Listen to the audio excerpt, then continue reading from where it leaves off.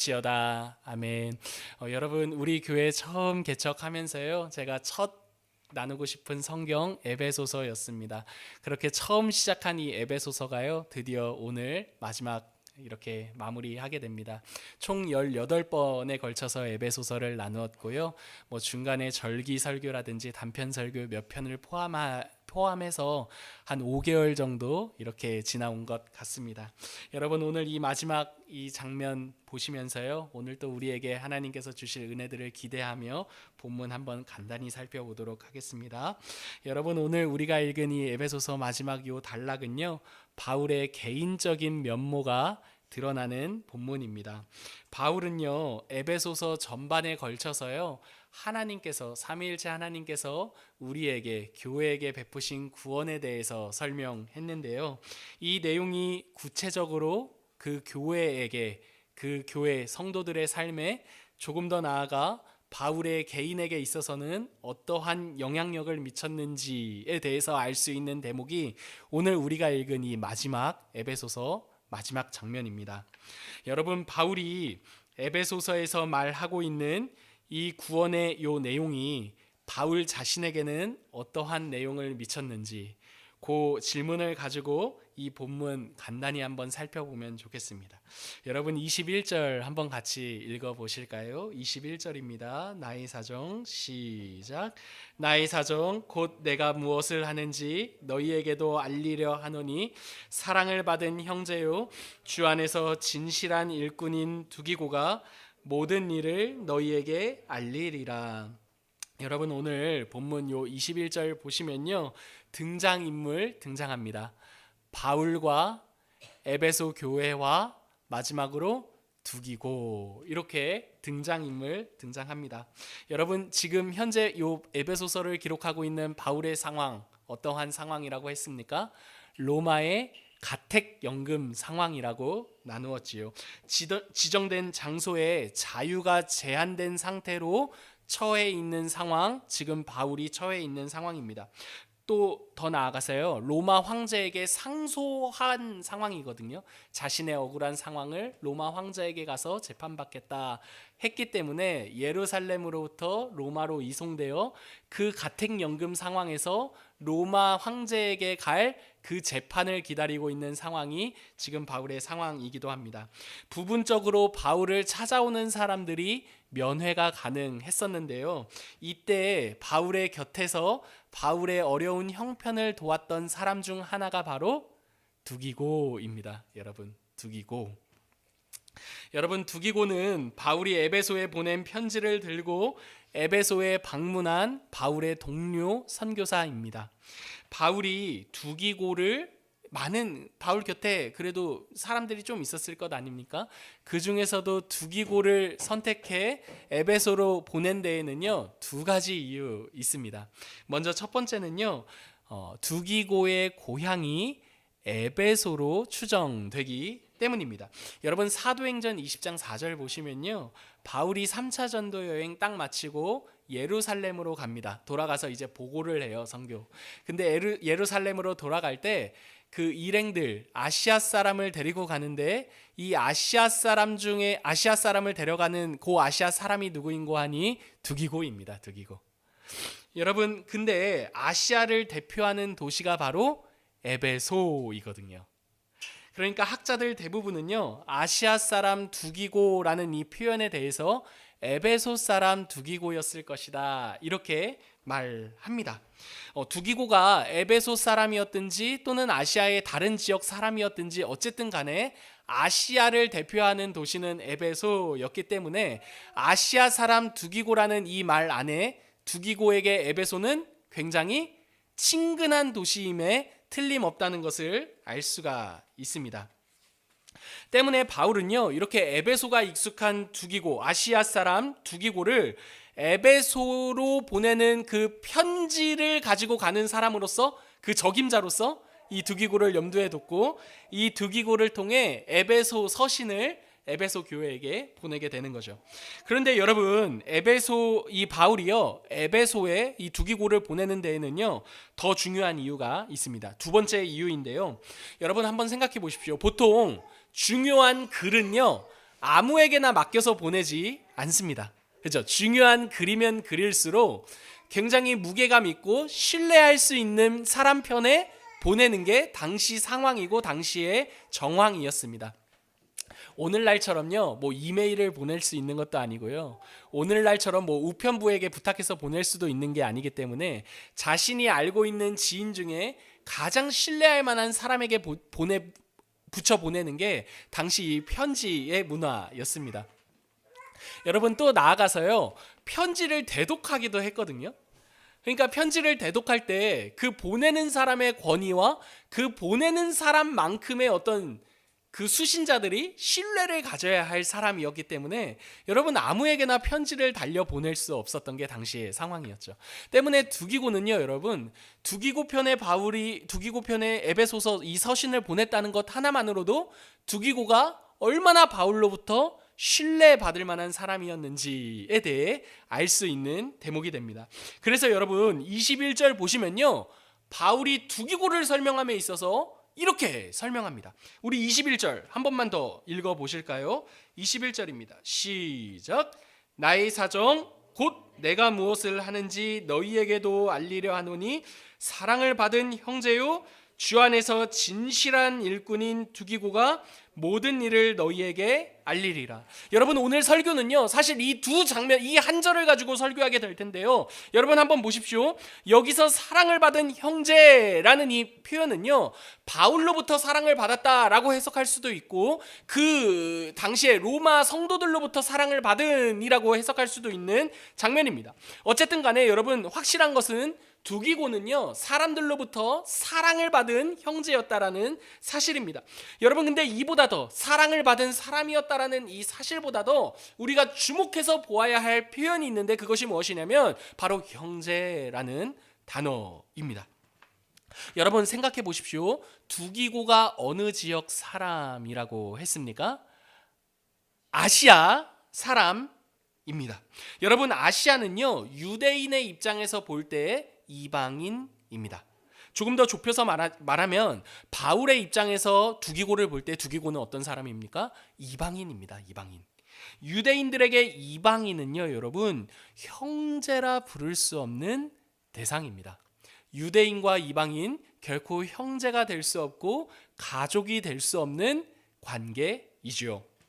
여러분 때문에 복음서를 보면요, 바리새인들이 그토록 예수님을 경멸했던 이유가 무엇입니까?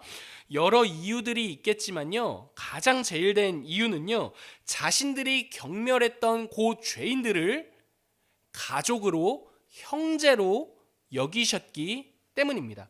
구원자일지 메시아일지도 모르겠다라고 생각했던 그 예수님이요, 자신들이 도저히 가족이자 형제로 여길 수 없었던 그 사람들, 그 죄인들을 형제이자 가족으로 여기는 그 장면을 보면서요, 이건 하나님을 모욕하는 거지 라며 예수님을 경멸했습니다.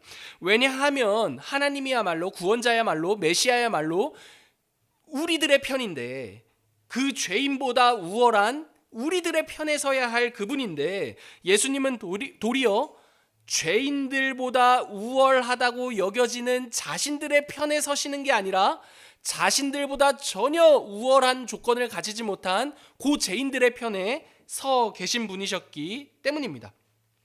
여러분 이러한 바리새인들의 태도를 보면요, 오늘날 우리들의 입장에서는 뭐 그렇게 10분 공감할 수 있는 장면은 아니지만요, 하지만 여러분 우리가 사는 이 세상 일반을 보면 사실 우리 역시도 이 바리새인과 같은 마음을 갖고 있다라는 것을 알 수가 있습니다. 여러분 한번 들어보십시오. 여러분 우리가 사는 이 세상은요, 우리가 생각하기에 우리의 기준에 미달되는 사람을 보게 되면요, 우리의 형제라 여기기가 어려운 사람들입니다. 계속해서 한번 들어보십시오, 여러분. 여러분 우리는 미묘하게요, 우리의 우월함을 주장하며 우리가 보았을 때 우리의 기준에 미달되는 그 사람과 한 형제 되는 것을 거절하고 아주 교묘하게 거부하는 사람들입니다. 계속해서 한번 들어보십시오. 여러분 우리가 사는 이 세상을 한번 생각해 보시기 바랍니다. 여러분 어느 대학을 나왔느냐라는 그 사실 하나 가지고서도요, 우리는 얼마든지 우리 마음으로 상대보다 내 자신이 더 우월하다고 여길 수 있는 사람들이지 않습니까? 여러분, 이와 반대로 요 대학이라는 한 사실 하나 가지고서도 열등감을 느끼는 건 역시도요, 여러분, 우월감의 또 다른 모습이라는 것 기억해야 할 것입니다. 여러분, 대학에서 멈추지 않죠. 직장도 마찬가지입니다. 직장에서 받는 그 연봉을 가지고서도 얼마든지 우리는요, 상대와 우리 자신을 비교해 우리 자신의 우월함을 확인하고 싶어 합니다. 여러분, 성격도 마찬가지 아닙니까? 성격? 여러분 생각해 보십시오. 성격이 조금이라도 못난 사람, 그 못난 사람을 보면요, 그 못난 성격을 터부시하고 그 못난 그 성격보다 그래도 내 쿨한 성격, 그래도 내가 좀 성격이 낫지, 여러분 이렇게 조금 더 나은 내 자신을 보면서요, 미묘하게, 아주 교묘하게 우월감을 느끼는 것, 우리가 사는 이 세상의 일반이라는 것 알 수 있을 것입니다. 여러분, 이 외에도 수많은 경우를 통해서요, 우리의 그 나은 점을 통해 우월감을 느끼고, 이 우월감은요, 상대와 우리를 한 형제로 여기지 못하게 하는 막힌 담이 된다는 것을 알 수가 있습니다. 여러분, 무슨 말이 하고 싶은 것이냐 하냐면요, 우리가 사는 이 세상은요, 내 자신이나 상대에 있는 모습 그대로 형제로 받을 만한 실력이 없다는 말입니다. 여러분, 우리가 사는 세상을 비관하거나 우리가 사는 이 세상을요, 별 볼 일 없는 세상이다, 뭐 이렇게 말하고 싶은 것 아닙니다. 우리가 발을 딛고 사는 이 세상을요, 정직하게 한번 직면해 보자는 말이죠. 여러분, 이 세상의 일반은요, 서로와 서로가 있는 모습 그대로 형제로 여긴다거나 가족으로 인식하기보다는요, 끊임없이 나의 우월함, 끊임없이 자신의 우월함을 확인하며 포장된 형제됨을 흉내내는 것입니다. 그래서 여러분, 그 형제됨을 흉내내다가요, 만약 자신이 생각했을 때 나보다 못난 사람이, 나보다 부족한 그 사람이 나를 향해 내가 정해놓은 그 선을 이렇게 침범해 들어왔을 때 우리 마음에 분노가 치밀어 오릅니다. 여러분, 어떠한 분노입니까? 너까짓 게 나에게? 너 같은 게 나에게? 여러분, 이러한 분노가 우리 안에 치밀어 오른다는 것을 알 수가 있습니다. 하지만 여러분, 오늘 이 본문에서 유대인인 이 바울이 아시아인인 이 두기고를 향해 형제다라고 말하는 것은요, 그러한 우월감에 근거한 형제라 말하는 것이 아니라는 것을 알 수가 있습니다. 자신이 조금 더 유대인으로서 포용해 줄게, 유대인으로서 관용해 줄게 라는 식의 형제라는 말이 아니라는 말입니다. 바울은 자신이 유대인으로서 인심을 쓰면서요, 아시아인인 너에게 나의 형제라고 부를게 라는 식의 이 형제라고 부르는 것이 아니라요, 바울이 두기고를 자신의 형제라고 부르는 이 표현 안에는요, 정확히 예수님께서 바울을 예수님 자신의 형제로 부르시는 이 사랑에 근거한다는 것이라는 것을 알 수가 있습니다. 여러분, 책갈피를 하시고요, 마태복음 12장 50절로 한번 가보실까요? 마태복음 12장 50절입니다. 마태복음 12장 50절입니다. 우리 같이 한번 읽어보겠습니다. 누구든지, 시작. 누구든지 하늘에 계신 내 아버지의 뜻대로 하는 자가 내 형제요, 자매요, 어머니이니다 하시더라. 여러분, 오늘 이 마태복음 12장 50절은요, 예수님께서요, 자신의 가족의 범위를 혈육을 넘어선 개념으로 말씀하시는 장면입니다. 여러분, 여기서 중요한 것은요, 아버지의 뜻대로 사는 사람이 누구이냐, 뭐 선행을 하는 사람이냐 아니냐, 뭐 이게 아니라요, 이것보다 더 중요한 포인트는요, 예수님께서 죄인인 그 사람을, 그 무리를 자신의 형제요, 가족으로 말씀하고 계시다라는 사실입니다. 사랑하는 성도 여러분, 예수님은 어떠한 분이십니까? 하나님이시죠. 여러분, 하나님이신 예수님 앞에 어느 누가 감히 내가 하나님의 뜻대로 사는 자요, 내가 예수님의 형제입니다 라고 말할 수 있겠습니까? 때문에 여기서 아버지의 뜻대로 사는 사람이라는 이 표현은요, 조건절로 볼 수 있는 표현이 아닙니다. 오히려 예수님의 형제로 여김받는 그 사람들이요, 누리게 될 은혜라고 보아야 더 타당합니다.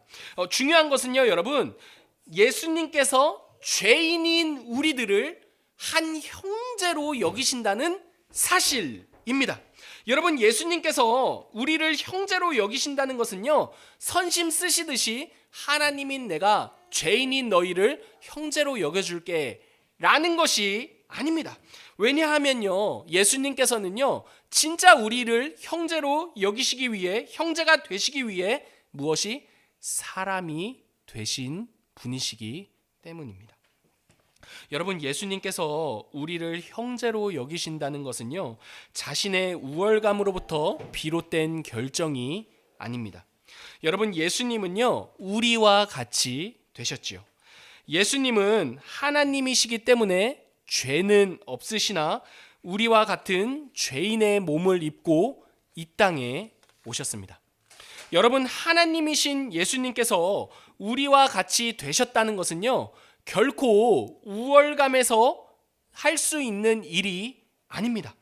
우월감이란 그 상대보다 더 나은 나라는 인식으로부터 비롯된 것이기 때문입니다. 때문에 여러분, 우월감에서 비롯된 모든 것은요, 제 아무리 그 겉모습이 자신의 모든 것을 내어주는 헌신과 자신의 모든 물질을 내어주는 구제라고 할지라도요, 결코 사랑이 될 수가 없습니다. 그러므로 여러분, 예수님께서요, 사람이 되어, 그죠? 우리와 같이 되어 우리를 자신의 형제라 부르신 이 사실은요, 예수님의 사랑입니다. 여러분, 예수님께서는요, 우리를 형제요, 자신의 가족으로 부르시는 분이십니다. 그 어떤 우월감도 없이 말입니다. 때문에 바울 역시도요, 두기고를 향해 사랑받는 형제다, 내 형제다 라고 말할 때 자신의 형제라 부른다는 이 사실은요, 예수님과 마찬가지로 우월감에 비롯된 이 표현이 아니라 자기가 동일하게 두기고의 형편에 동일하게 참여하여 그를 나의 가족으로 받아들이는 행위, 이 표현이 바로 형제라는 표현이라는 것을 알 수가 있습니다. 여러분, 다시 오늘 본문으로 돌아와서요, 바울이 두기고를 소개하는 두 번째 표현 이렇게 등장합니다. 여러분, 한 번 더 21절 눈으로 보실까요? 무어라 말합니까? 진실한 일꾼, 진실한 일꾼이라고 말합니다.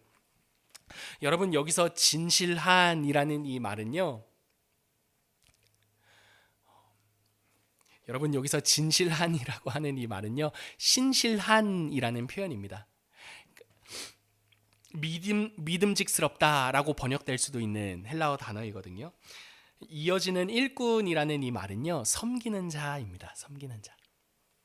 여러분들 성경을 읽을 때 신실하다, 신실한 누구누구라는 표현이 등장하면요, 가장 먼저는 그 사람의 신실함 이전에 예수님의 신실함이 있었다라는 것을 기억해야 합니다.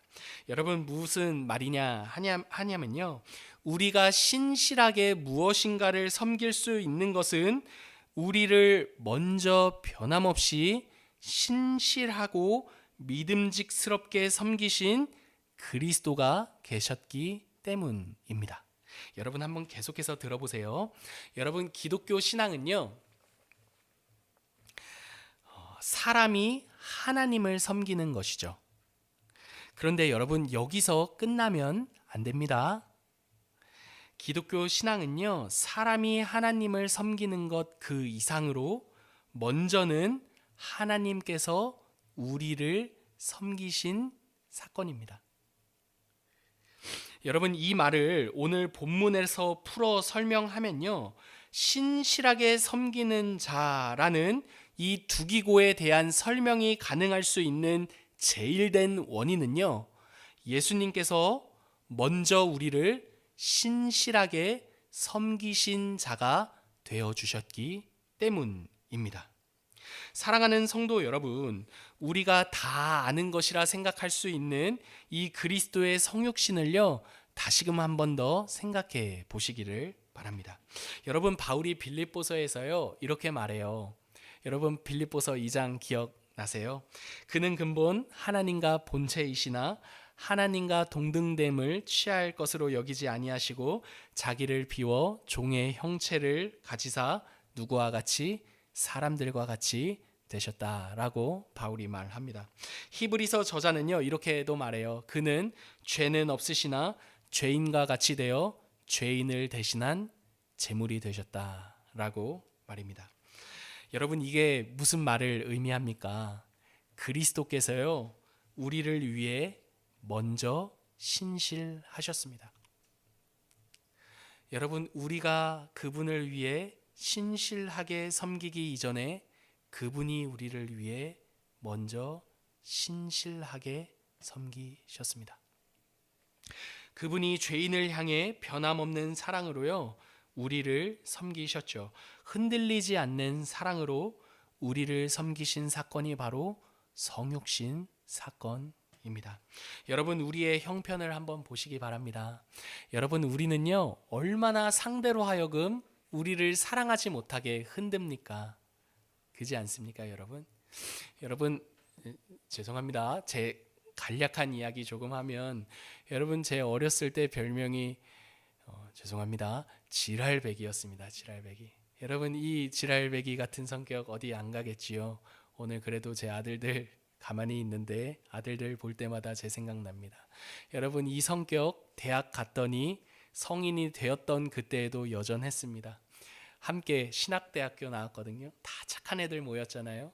그 착한 아이들, 동기들 대상으로 정말 장난 짓궂게 쳤습니다. 동기들이 눈물을 흘렸습니다. 제가 결혼하고 아내에게 제 대학 때 이야기했더니 제 아내가 상상이 되지 않는다며 자기한테도 한번 그렇게 해보라고 저한테 장난을 쳤습니다. 제가 어떻게 할 수 있겠습니까? 못한다고 했는데 결혼한 지 5년 이렇게 되니까 아내가 이렇게 말합니다. 당신 동기들이 왜 울었는지 알겠다. 이렇게 말합니다. 여러분, 어떻습니까? 우리의 있는 형편, 상대로 하여금 나를 더 사랑할 수 없게 만드는 게 우리의 적나라한 형편입니다. 상대가 아무리 우리를 사랑하겠다고 결심해도 그 상대의 결심을 수도 없이 흔들 수 있는 것, 우리의 있는 모습 그대로의 실력이죠. 반대로 아무리 사랑하겠다고 결심을 했어도 사랑할 수 있는 이유보다 사랑할 수 없는 이유를 상대의 모습을 보면서 더 많이 보고 느끼고 찾는 게 우리들 아니냐는 말입니다. 여러분, 그렇게 우리는 예수님의 사랑을 흔들 수 있는 이유를 더 많이 가지고 있는 사람들인데요, 예수님께서는 우리를 향해 흔들리지 않는 사랑, 변함없는 사랑으로 우리를 위해 우리와 같이 되어 우리를 대신해 죽으셨습니다. 그분이 우리를 위한 제물이 되으셨다는 말입니다. 그러므로 여러분, 누가 먼저 우리를 섬기신 것입니까? 우리가 하나님을 먼저 섬긴 것이 아니라 그분이 우리를 먼저 섬기신 것, 기독교 신앙의 핵심입니다. 그래서 여러분, 마가복음 10장 45절에서는요 예수님께서 이렇게 말씀하십니다. 제가 읽겠습니다. 인자가 온 것은 섬김을 받으려 함이 아니라 도리어 섬기려 하고 자기 목숨을 많은 사람의 대속물로 주려 함이니라. 그러므로 여러분, 오늘 본문에서요 바울이 두기고를 향해 신실한 일꾼, 신실하게 섬기는 자다라고 소개할 때 이 진의는요 두기고를 향한 칭찬이 아니라 그보다 더 나아가 우리에게 신실하신 그리스도, 우리를 먼저 섬기신 그리스도에 대한 인식의 바탕을 둔 표현이라는 것을 알 수가 있습니다. 이런 거죠, 여러분. 야, 두기고 봐라. 두기고 봤냐? 두기고를 볼 때마다 예수님이 우리를 어떻게 대우하시고 예수님이 우리를 어떻게 사랑하셨는지, 어떻게 섬기셨는지를 알 수 있을 것 같다. 이 말이 바로 두기고는 진실한 일꾼이다 라는 말 안에 담겨 있는 내용이죠. 사랑하는 성도 여러분, 말씀을 마치겠습니다. 바울이 두기고를 에베소 교회에 추천하는 이 두 가지 장면, 형제이며 신실하게 섬기는 자다라는 이 진술을 통해, 이 표현을 통해, 이 칭찬을 통해 우리가 알 수 있는 사실 무엇입니까?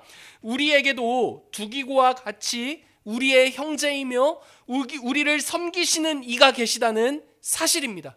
여러분, 우리의 형제이시며 우리의 참된 형제이시며 우리를 참되게 신실하게 섬기시는 분 누구이십니까? 바로 예수 그리스도이십니다. 여러분, 예수님은요, 우리를 부끄러워하지 않으시고 우리를 자신의 형제로 여기신 우리의 참 형제가 되시는 하나님이십니다. 동시에 예수님은요, 우리가 그분을 섬기기 이전에 우리를 먼저 자신의 변함없는 사랑으로 우리를 섬기시는 하나님이십니다.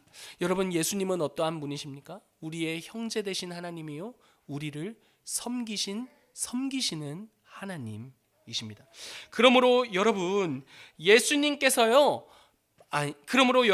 바울이요, 두기고를 에베소 교회에 당당하게 사랑받는 형제이자 진실하게 섬기는 자다라고 추천했던 것과 같이요, 우리 역시도 사실은 두기고 이상으로 우리 주변에게 정말 우리의 형제됨이요, 또 우리를 신실하게 섬기는 이이신 예수 그리스도를 추천할 수 있을 것입니다.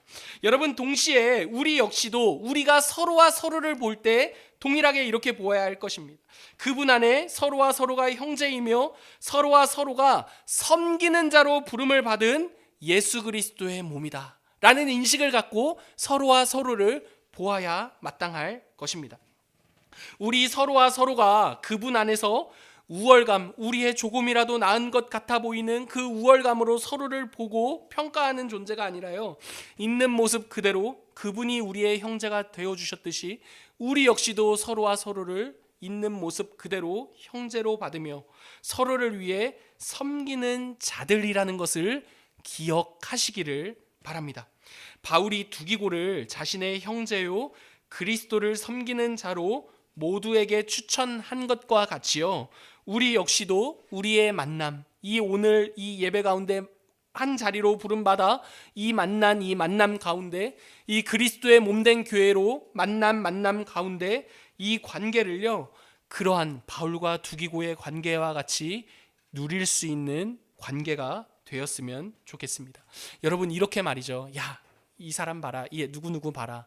그 사람 볼 때마다 예수님께서 우리에게 어떠한 형제가 되어주셨는지, 예수님께서 우리를 어떻게 섬겨주셨는지 알 수 있을 것 같지 않냐? 여러분, 이러한 풍성한 관계의 아름다움이 서로와 서로를 통해 깨달아 가시기를, 서로와 서로를 통해 누려 가시기를 간절히 기도합니다. 그러한 신앙의 여정 걸어가시는 저와 여러분 되기를 하나님의 이름, 예수 그리스도의 이름으로 축원합니다. 우리 함께 찬양